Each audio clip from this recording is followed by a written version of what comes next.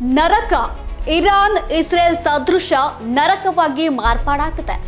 ಬದ್ಧ ವೈರಿಗಳ ಜಿದ್ದಿಗೆ ಅಮಾಯಕ ಜನರು ಬಲಿಪಶುವಾಗ್ತಿದ್ದಾರೆ. ಆದರೆ ಈ ಸಂಘರ್ಷಕ್ಕೆ ಕಾರಣವಾದ್ರು ಏನು, ಯಾರು, ಯಾಕೆ ಅನ್ನೋದರ ವರದಿ ಇಲ್ಲಿದೆ.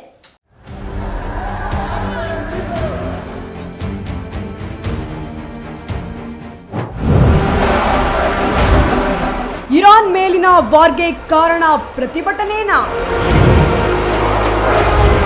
ಮಹಿಳೆಯ ವಿವಸ್ತ್ರಗೊಳಿಸೋದಕ್ಕೆ ನಡೀತಾ ವಾರ್?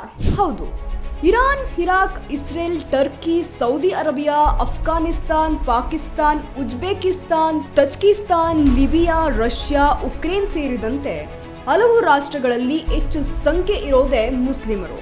ಆದ್ರೆ ಒಂದೊಂದು ದೇಶದಲ್ಲಿ ಒಂದೊಂದು ರೂಲ್ಸ್ ಇವೆ.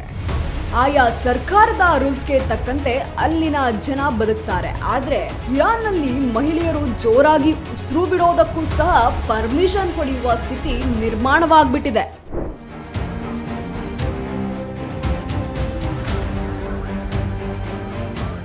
ಅಯ್ಯೋ ದೇವ್ರೆ, ಇರಾನ್ನಲ್ಲಿ ಮಹಿಳೆಯರ ಪಾಡು ದೇವ್ರಿಗೆ ಪ್ರೀತಿ ಎಂಬಂತಿದೆ. ಕಣ್ಣು ಕಾಣುವಷ್ಟು ಬಿಟ್ಟು ಮೈ ಪೂರ್ತಿ ಮುಚ್ಚಿಕೊಳ್ಳುವಂತಹ ಬೂರ್ಖಾ ತೊಡಬೇಕು. ಯಾವುದೇ ಕಾರಣಕ್ಕೂ ಪುರುಷನಿಲ್ಲದೆ ಹೊರಗೆ ಬರಬಾರ್ದು. ಮೊಬೈಲ್ ಯೂಸ್ ಮಾಡಬಾರ್ದು. ಉಗುರುಗಳಿಗೆ ಬಣ್ಣ ಹಾಕಬಾರ್ದು. ಕೂದಲು ಕಟ್ ಮಾಡಿಸಿಕೊಳ್ಳೇಬಾರ್ದು.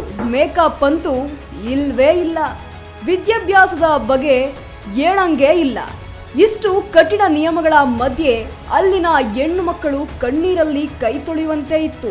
ಆದ್ರೆ ಇದರ ವಿರುದ್ಧ ರೊಚ್ಚಿಗೆದ್ದು ಹೋರಾಟ ಕಿಳಿದು ಮಹಿಳೆಯರು ಪ್ರತಿಭಟನೆಯ ಹಾದಿಯನ್ನ ಇಳಿದಿದ್ರು.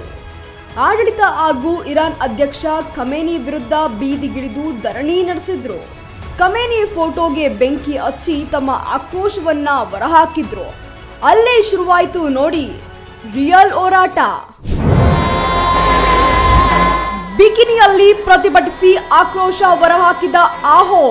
ಹೌದು, ಇರಾನ್ ಮೇಲೆ ಒಂದೆಡೆ ಇಸ್ರೇಲ್, ಅಮೆರಿಕ ದಾಳಿ ಮಾಡಿದ್ರೆ ಮತ್ತೊಂದೆಡೆ ಇರಾನ್ನ ಮಹಿಳೆಯರೇ ತಮ್ಮ ಮೇಲಿನ ದಬ್ಬಾಳಿಕೆಯ ವಿರುದ್ಧ ದಂಗೆ ಎದ್ದಿದ್ದಾರೆ.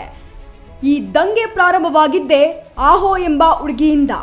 ಇಡೀ ಜಗತ್ತು ಇದೀಗ ಇರಾನ್ ಕಡೆ ನೋಡಲು ಈ ಹುಡುಗಿಯೇ ಕಾರಣ ಎಂದು ಸೋಷಿಯಲ್ ಮೀಡಿಯಾದಲ್ಲಿ ಹೇಳಲಾಗ್ತಾ ಇದೆ. 2024ರಂದು ಆಹೋ ಎಂಬ ಹುಡುಗಿ ನಡೆಸಿದ ಹೋರಾಟದ ವಿಡಿಯೋ ಇದೀಗ ಸೋಷಿಯಲ್ ಮೀಡಿಯಾದಲ್ಲಿ ಫುಲ್ ವೈರಲ್ ಆಗ್ತಾ ಇದೆ.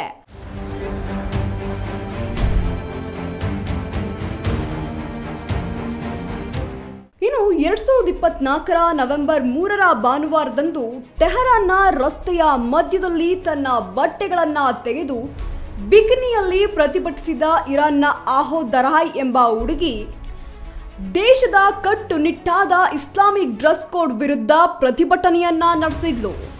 ಆಹೋ ದರಾಯ್ ಇಸ್ಲಾಮಿಕ್ ಅಜಾಹಿದ್ ವಿಶ್ವವಿದ್ಯಾಲಯದ ನಿಯಮ ಹಾಗೂ ಹಿಂಸೆಯನ್ನ ವಿರೋಧಿಸಲು ತನ್ನ ಬಟ್ಟೆಗಳನ್ನ ತೆಗೆದು ಹೊಸ ಅಧ್ಯಾಯಕ್ಕೆ ನಾಂದಿಯನ್ನ ಆಡಿದ್ದು ಈ ಹುಡುಗಿ ಎಂದು ವರದಿಗಳು ಸಹ ಹೇಳ್ತಾ ಇದೆ. ಇಲ್ಲಿಂದಲೇ ಈ ಇರಾನ್ ಪತನಕ್ಕೆ ಕಾರಣವಾಗಿದ್ದು ಎಂದು ಸೋಷಿಯಲ್ ಮೀಡಿಯಾದಲ್ಲಿ ಇದೀಗ ನೆಟ್ಟಿಗರು ಸಹ ಹೇಳ್ತಾ ಇದ್ದಾರೆ.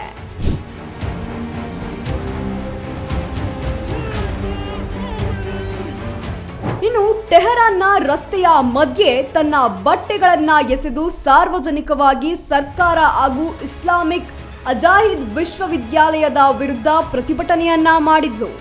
ಇದನ್ನ ನೋಡಿದ ಅಲ್ಲಿನ ಪೊಲೀಸರು ಆಕೆಯನ್ನ ಬಂಧಿಸಿದ್ದಾರೆ.